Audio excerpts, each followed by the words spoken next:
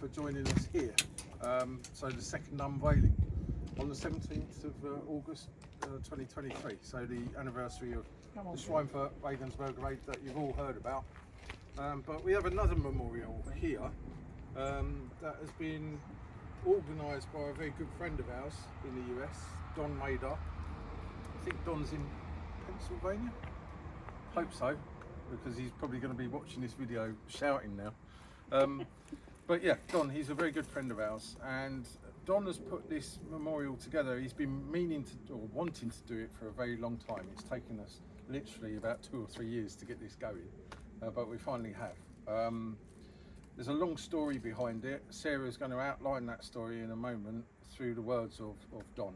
Don's great uncle was based here at Ridgewell throughout the Second World War. So he arrived, I think, in June 1943 and stayed for the next 2 years. He was a mechanic. He was a Tech 4, I think he was. Sarah might be able to tell us in a moment. But he was here for 2 years. He was one of the ground crew. And unfortunately he perished on a B-17 on April the 23rd, 1945. That Sarah is now going to explain to us. So Sarah, can I ask you to step forward and read the words of Don Mader. Yes, thank you, Dawn, for writing this. 80 years have passed since the arrival of the ground crews at Ridgewell, Essex in June of 1943. Many of the men who arrived that day would spend the next 2 years with tools, talent and bicycles servicing the air power, the B-17s of the 8th Air Force. These dedicated servicemen would make Ridgewell and its surroundings their home, where many of them would find their new host families. The ground crew found it easy to develop relationships on and near the base. On the other hand, the men who flew in the skies were more distant as they operated on pins and needles, not knowing if their next mission in the skies would be their last. After 2 years of dedicated service to the B-17s and their crews, and as the war in Europe came to a conclusion, Colonel Conway Hall decided that it was time to send a thank you to those who served the base and its machines.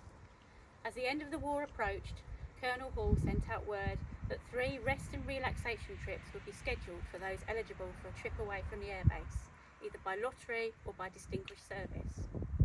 One of those trips scheduled was to Nuts Corner, Belfast Island, for a weekend of camaraderie and fun.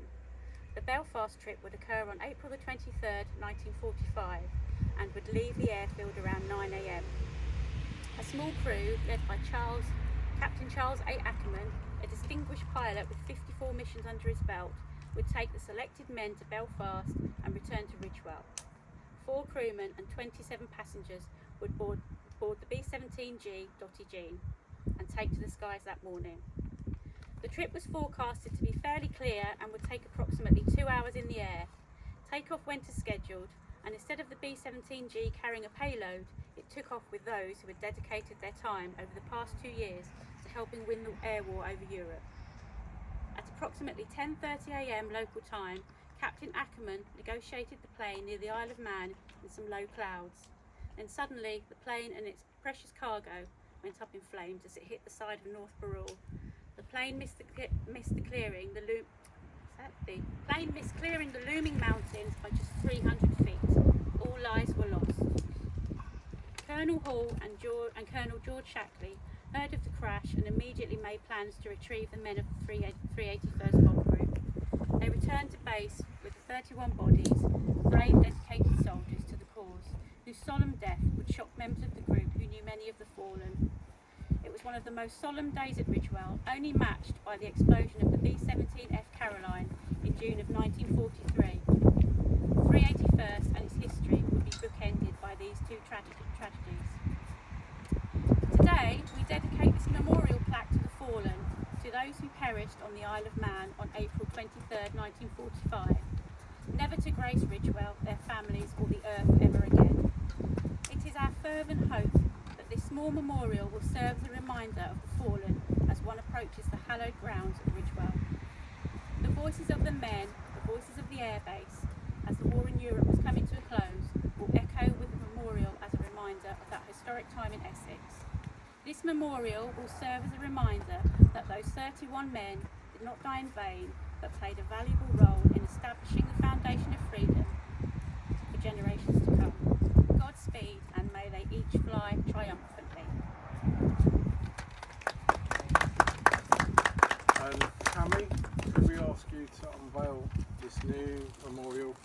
arranged by Don Mader.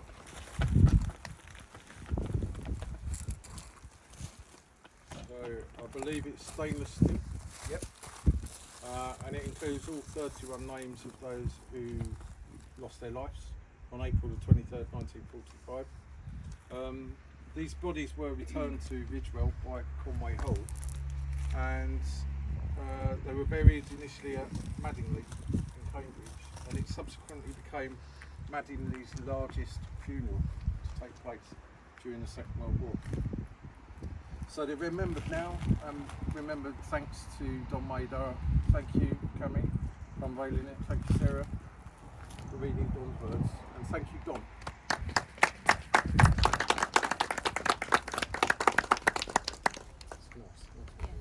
Thanks, everyone. Yeah, I think we should have another photo.